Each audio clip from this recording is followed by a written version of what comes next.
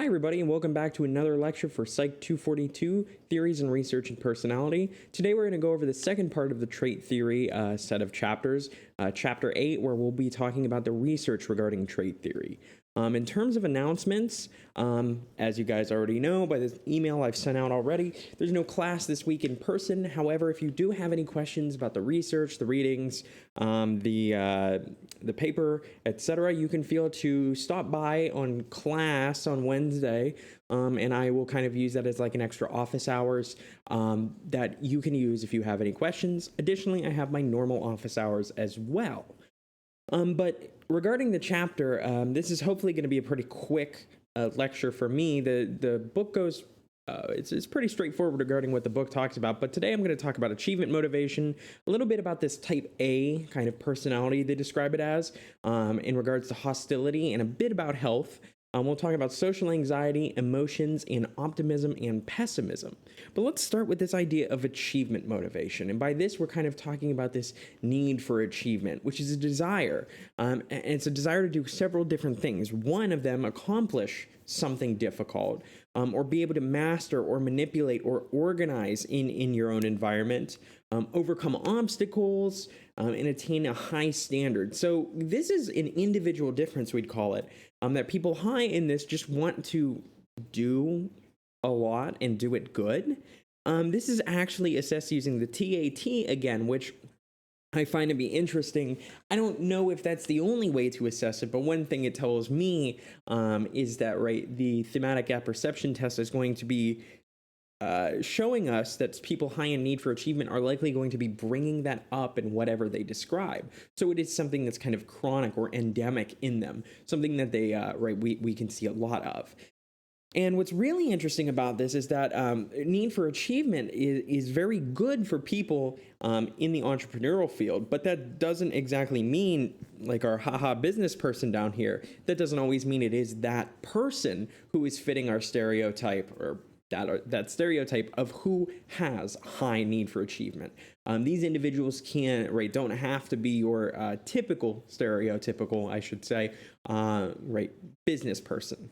And when they talk about the high for need for achievement found using the TAT, this might be an example of something you would see on a TAT, right? Who is this person? What is he doing? And how will things turn out? That might be the directions you're given to explain in a TAT. And you might see a man thinking about life difficulties or different business problems, right? Is he dreaming of going fishing? And they suggest that might help us understand our need for achievement, but it's one of many ways I suppose we can assess this. We can probably assess it just as well using a series of self-report questionnaires. But let's talk about the characteristics of high need for achievers. These are individuals who are going to do what they can to get ahead. And normally that sounds like something you would say, oh, so they're big risk takers. Well, no, they actually were willing to take moderate risks, but aren't willing to take the 1 in a million risks. They are willing to kind of be somewhat risky, but not overly risky. They tend to tackle their work with a lot of energy, and they tend to be disinterested in routine or boring jobs. These are people who want something fresh each day. And while we all want something fresh each day, I think these are the people who really look up to that challenge. They tend to prefer jobs where they have personal responsibility for the outcomes, right? So if things go well, it's because of them. But additionally, if things go bad, it's because of them as well, right? They're personally responsible for this. And interestingly, they're the type of people who want concrete feedback about their performance, right? This doesn't need to be necessarily good feedback, but they want to know, what could I have done better? How am I doing? And that makes sense with a high need for achiever, because they're going to want to continue to achieve. If they know how to, they might be able to do that better. But what is it that predicts this idea for need for achievement?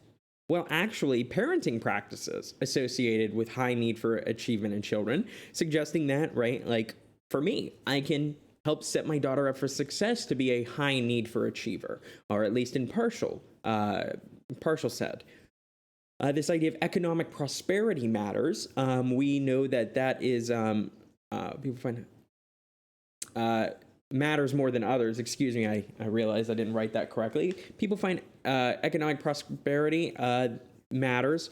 And you also see that economic prosperity tends to be a finding in this, that people who have economic prosperity tend to be the high achievers.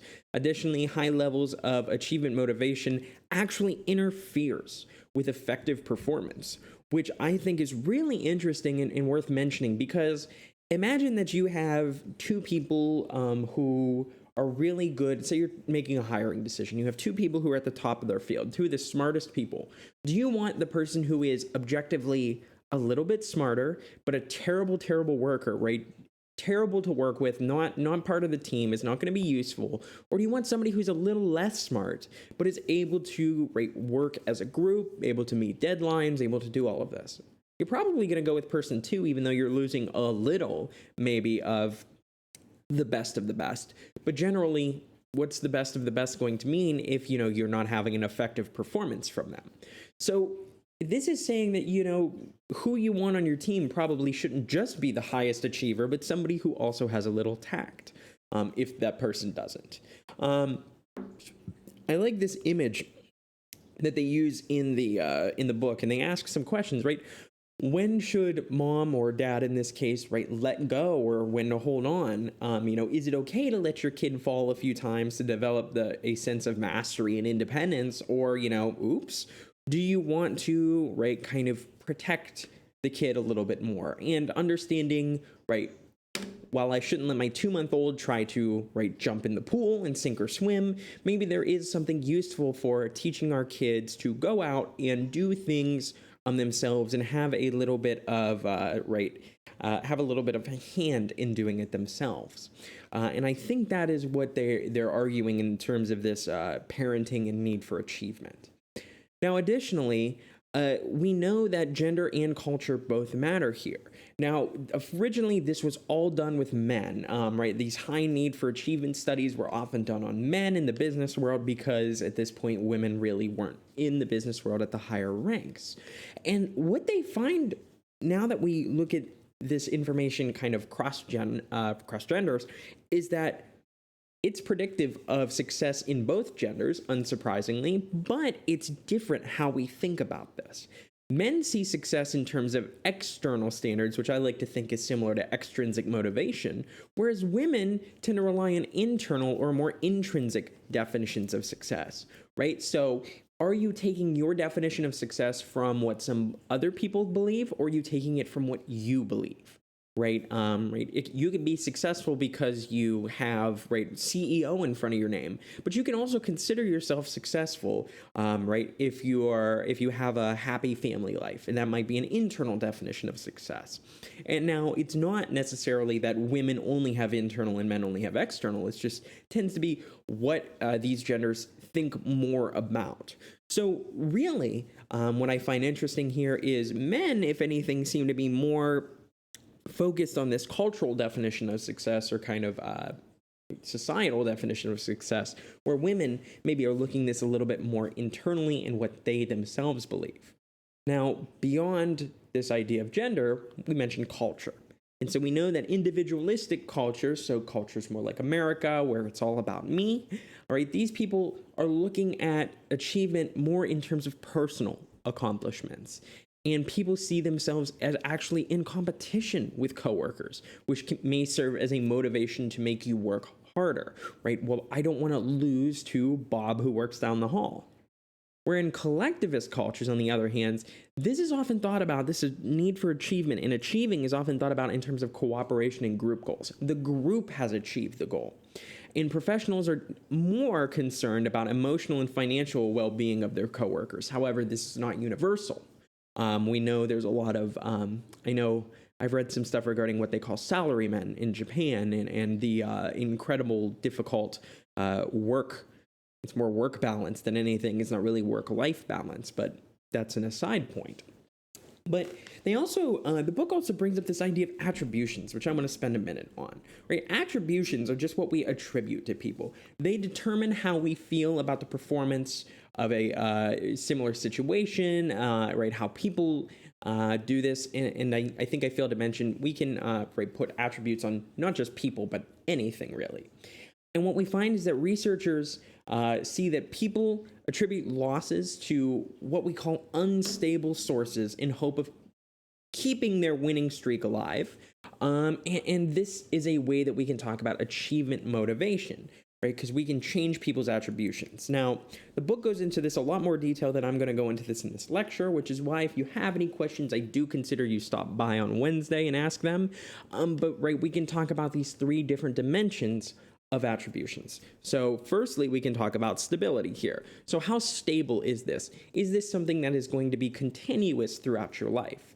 Right, so a stable attribution might be good coordination or poor math attitude. Those things we don't think are really going to change very much. If you have good coordination, you just have good coordination. If you have bad coordination, you maybe can get a little better, people often think, but maybe not great. People feel the same way about math attitude. Some other attributions might be things like, he's a kind person. We consider that pretty stable. Yes, you might be angry or upset at some point, but generally this stays pretty consistent. Now, unstable attributions are things like luck or illness. These are things that can change and maybe could cause us a problem, but aren't consistent in our lives. So, if you fail an exam in math, which of these do you think is going to make you feel better to talk about here? Well, if I fail my math exam, I'm probably going to want to blame it on something else other than what I didn't do right. So I might blame it on an illness. I might say, well, I just wasn't feeling good that day. Forget about how good I am at math. We also have this idea of locus. So locus is a little bit confusing here. I like to consider this kind of an internal versus external attribution. So and the idea of locus comes from, where is the control coming from? You can think about this way. I know control is its own, but locus of control is... Anyways, just to explain this part in a little more clarity, internal attributions are things that you can do to change the situation, right? So if you put in extra effort or if your skills just weren't up to snuff, that's something that is within you, that you had the ability to do. If you could have said something, that's an internal attribution. Now, external attributions might be something regarding the environment or another person, right? So say that you lose a race. Here's the difficult competition. You might be able to say, well, the competition was just really tough today, and that's why I lost. It, again, wasn't because I had poor skills. But then again, if you do good on a test, you might do an internal attribution, right? Say, well, I just put in a lot of extra effort to make sure I did well. I'm not even going to talk about how easy the test is. We might use attributions in a way to make ourselves look and feel better. The last one is control, right? Are there things that you have control over, things that you don't have control over? I think that's pretty kind of clear cut for that one. But if you do, again, have any questions about this little chart, more than happy to talk about it on Wednesday. Now, moving on from there, the only other thing I want to mention is the study that they talked about, that we can actually raise people's GPA as a function of attribution retraining. And what we mean by that is, why don't we teach people to look at more internal attributions, ones that they can actually focus on? While it's nice to blame the illness, right, such as a cold, as they say here, for why you didn't do so good, it's probably more helpful to say, well, my math attitude isn't very good. Maybe I should improve that. And by doing that, we actually saw improvements in people's GPA. And while that doesn't seem very impressive, right, at 1.8 or 1.81 to a 2.15, right, that's the difference between being able to graduate from Stetson and not. You need a 2.0 to graduate. So, hey, just by kind of going through a couple sessions, you can actually learn to improve your GPA in that way. Something useful. Because the important thing to recognize is that achievement goals provide targets that people want to achieve to. These can be different categories, and the two we talk about are mastery and performance. Mastery is the idea of kind of developing this mastery or competence in some subject. I want to be a master at this. I want to be very good at these things. Versus a performance, right? I want to show that I can do this. So, for instance, if you want to learn sleight of hand or a magic trick, do you want to do it because you want to get really good at it for the sake of getting good at it, a mastery? Or do you want to get good at it so you can show it off to other people? More of a performance.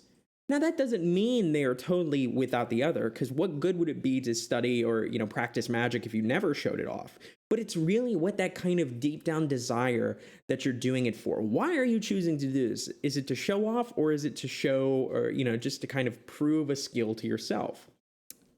And now researchers have divided these into what we call an approach versus an avoidance category, creating this 2x2 box, more or less. It kind of looks like a Punnett square, if you remember back in the day.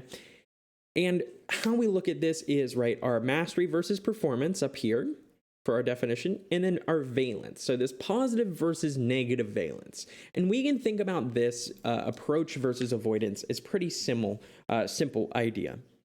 When it comes to doing well in anything in life, are you looking at this problem like it's something that you want to do good at, or which is a positive and approach motivation, or are you looking to try to avoid failure?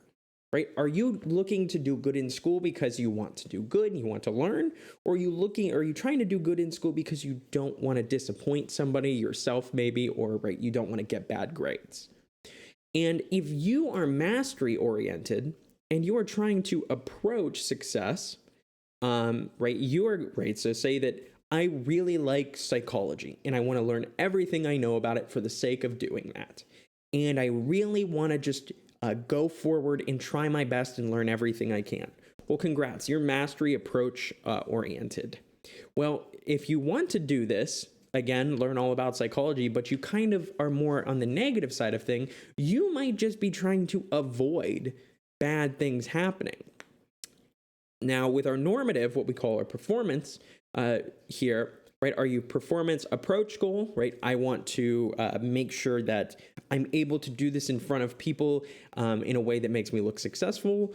Or here, are we talking about, I want to do this so I don't look stupid in front of people. And another chart with kind of the outcomes is right here, where we have switched, or have we switched? Nope, approach and avoidance over here, mastery and performance over here. And we can see kind of a way that we might look at for why you might, or what you might do given your spot on this 2x2 grid.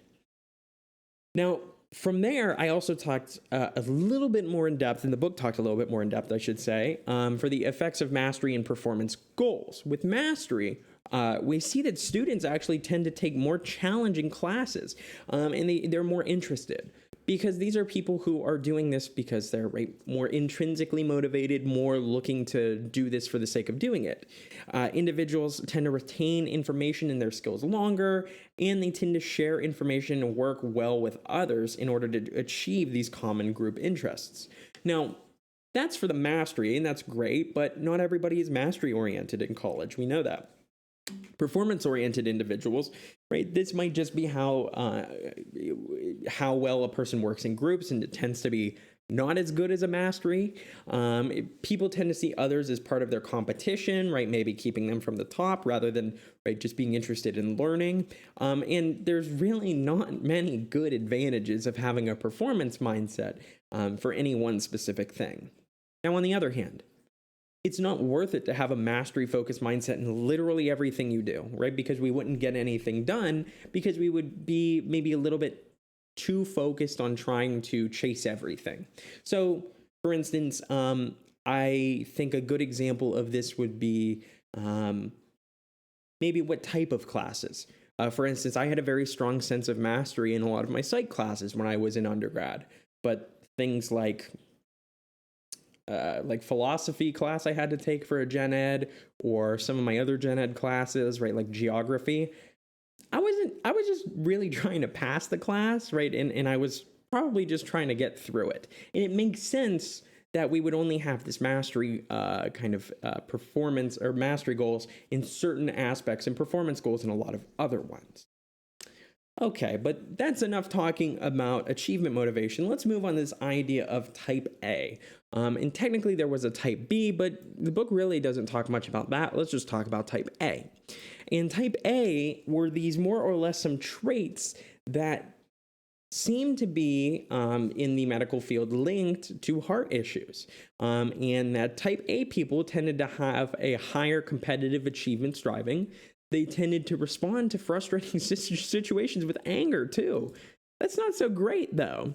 But in terms of type A's motivation for what they call control, individuals had this desire to be in control of other people in the situations they encountered, and they tended to dominate the group discussion. Type A people tend to have a sense of urgency and like to do more than one thing at a time, tend to be go, go, go. But we can see some of these negative aspects of this variable as well, right? While it's nice to have some, control over a group, you don't want somebody to become a control freak and completely dominate a group discussion or completely dominate what we're going to be doing. So recognizing maybe the good parts about this and the bad parts, which the book goes through. And moving on from there, the book talks about how some of the research found regarding type A personality was regarding this hostility component they talk about. And this hostility component, these people tended to be more hostile, actually exhibits the correlation between this kind of bad health here and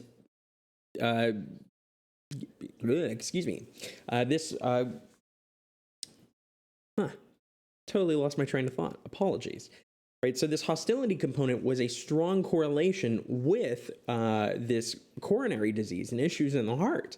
And so the idea is that it was only really this one portion, this hostility portion of the type A personality that was bad. In that by avoiding frustration, aggression, things like this, possible to be type A and pretty healthy. And this gets me back to the idea we talked about in class, where when we kind of split these categories in terms of the big five, for instance, are we catching everything we want to in there? Are all the aspects of these good or bad?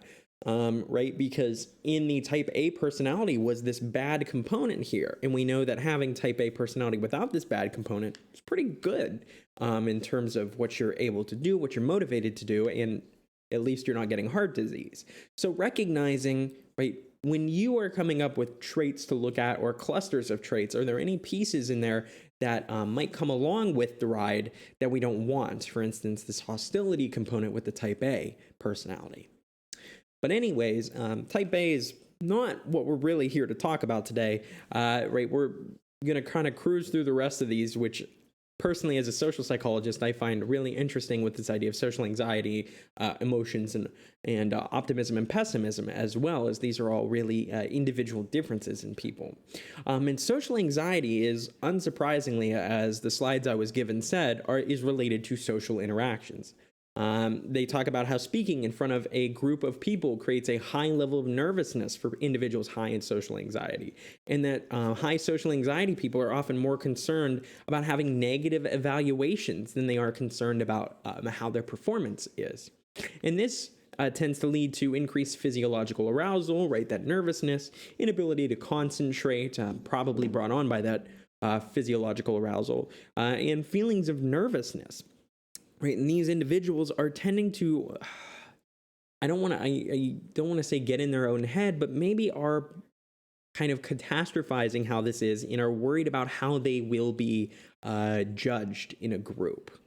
And individuals who are socially anxious, they tend to feel awkward and nervous when being around others. They tend to be concerned of others' perceptions about them, really wanting to show up in the best light. They might stumble over their words and say the wrong thing. You might also see feeling ashamed, embarrassed about social situations. Most people, I would say, aren't very socially anxious. However, you can see some people, maybe there are some people who are socially anxious, but not like we would know any of them ourselves, right, guys? Anyways, explaining social anxiety. Well, one way we can explain social anxiety is this idea of evaluation apprehension, that people are pausing before they do something to see how it's going to affect how they're evaluated, right? This apprehension, this stopping before you do something and seeing is this going to make me look dumb? Right? This might be an underlying cause of social anxiety, right? In situations that lend themselves to this evaluation, public speaking, are going to be particularly anxiety producing. Right. So what is going to happen here is, right, you are going to have to say in some point in your life, stand up in front of a group of people and give a speech. Now, if you're high on social anxiety, that's going to cause you a lot of problems.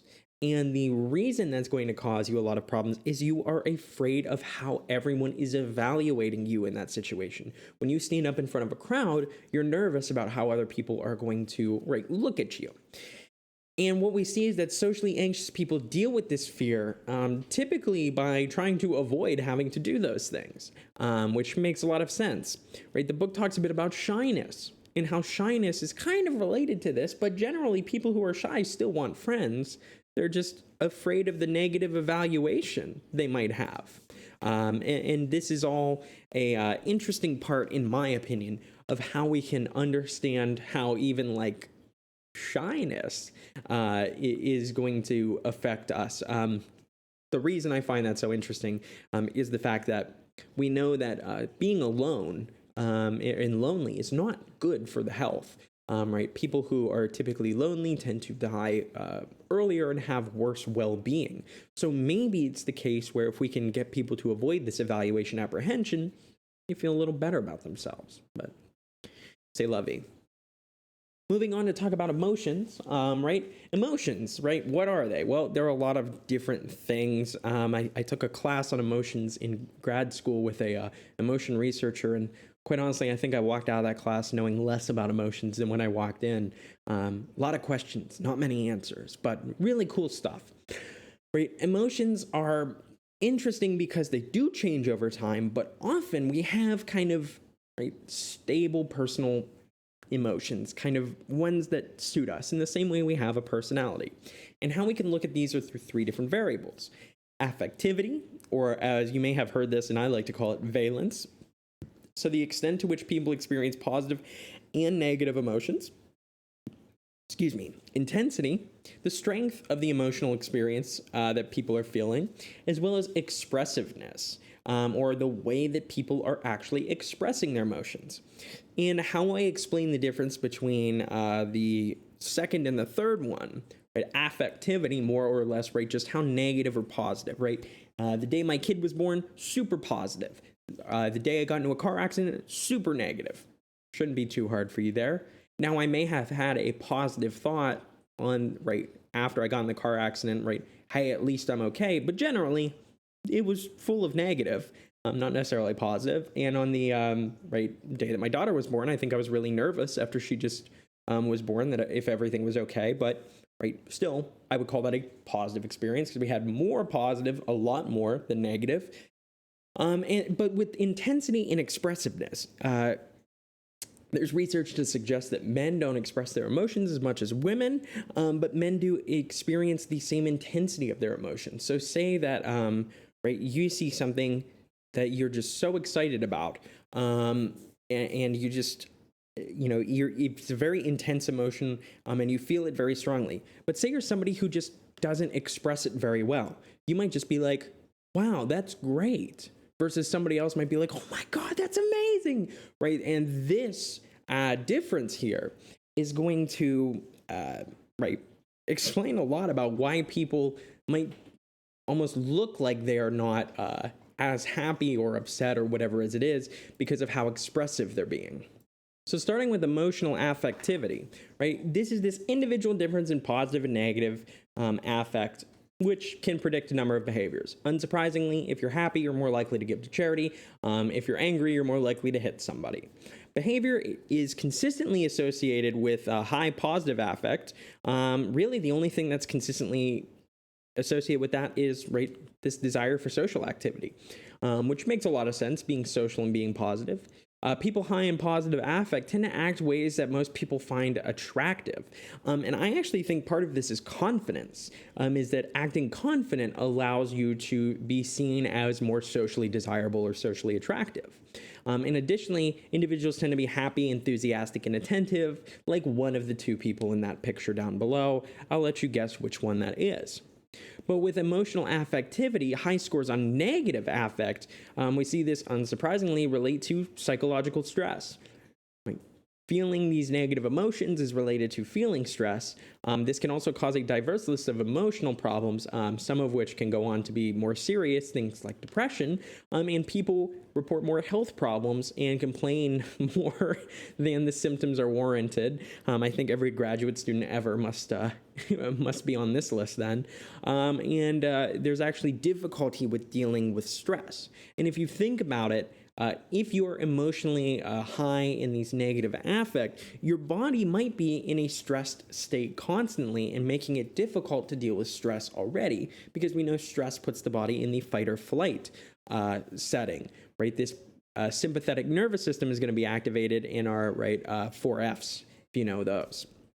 Now, beyond that, we can talk about affect intensity, the strength to which people experience their emotions. Now, we can see somebody who maybe has a little bit more of a stable emotional experience. Now, they definitely didn't have a great couple days down here, but overall it seemed to be pretty good, versus somebody down here with a bit of a more varied emotional experience.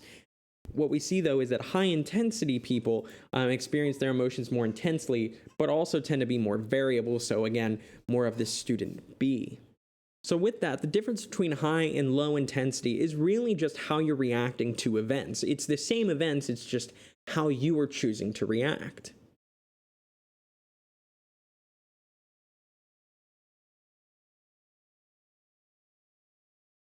I guess it would help if I unmuted my mic. Apologies there. So affect intensity, for instance, though, is this difference in the way of experiencing happiness. High intensity people, like this kid here, might look for experiences that are going to be very exhilarating and enlivening, as they call them, experiences. So, bungee jumping, skydiving, all the things that are kind of, I like to think about these more adrenaline junkie type people, versus low intensity people who seem to just take happiness in not jumping out of planes and things of that nature. These also might be great examples of emotional expressiveness as well, right? This person's outward display of emotions, which for some reasons we might want to make more apparent or less apparent. It's an avocado. Thanks. We know that women tend to be more expressive and actually better at reading emotions in other people's faces than men.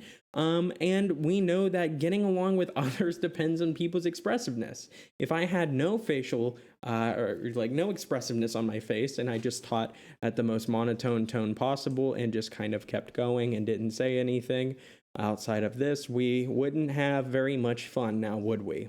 But we know that being able to express your emotions in a healthy way is very good for your mental health and is something to be desired and continued. So with this, recognizing that emotional expressiveness, doing that to the level that you find yourself finding it appropriate tends to be really mentally healthy. Shocker. Now, the last thing to talk about, though, is optimism and pessimism, something we're not going to spend too long on, but there is this idea of dispositional optimism, that people just tend to be optimistic. That's just who they are. And we know that optimists end up setting and prioritizing higher goals. They believe that they can reach those goals, and they don't allow setbacks to cause any problems here. Tend to be better connected. They tend to be able to cope as well, have good health and well-being, and are able to deal with adversity, and not just regarding this optimism component as well. In general, people who are able to deal with adversity, whether it be through optimism or other means, tend to have a lot of positive side effects or outcomes, we should say, regarding that. But we do know that dispositional optimists who live in what they said a stressful region experience less anxiety and depression than pessimists.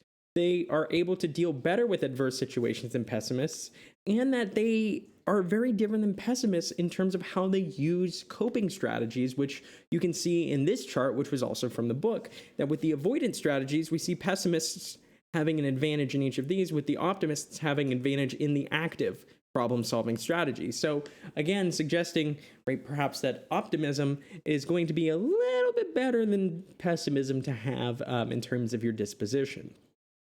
Now, at the last couple slides we got left, optimism and health, just to mention that, as we mentioned before, optimists tend to be in better physical health than pessimists. they're able to find social support, they tend to have positive outlooks that lead to good things down the line. And generally, right, we think that that's going to be a really good thing.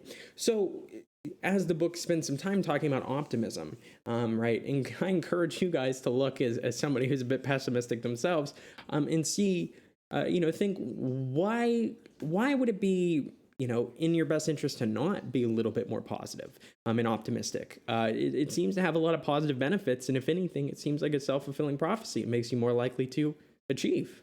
Well, that's pretty cool. But anyways, that is all I have for this week. If you do have any questions, again, stop by my office hours, shoot me an email, or drop in on that Wednesday session. Apologies for not being able to do an in-class session this week. I hope you all understand.